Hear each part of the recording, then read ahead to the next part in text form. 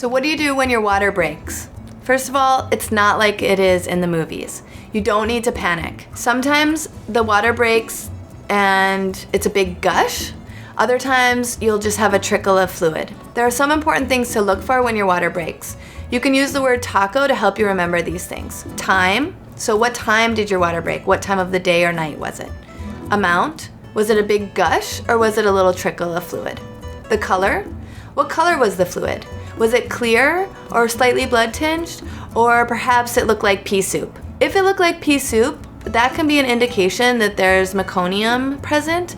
Meconium is your baby's first poop, basically. Your baby's first bowel movement. So if meconium is present, this is an opportunity for you to call your care provider and let them know.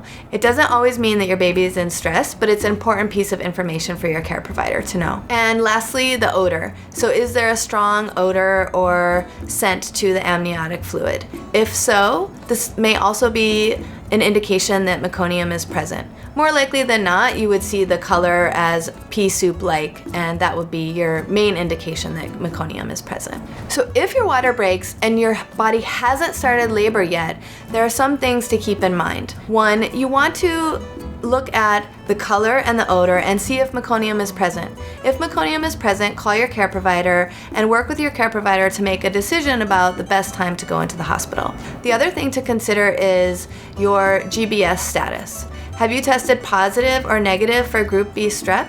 If you've tested negative for group B strep, then you have a little bit more time before you have to go to the hospital.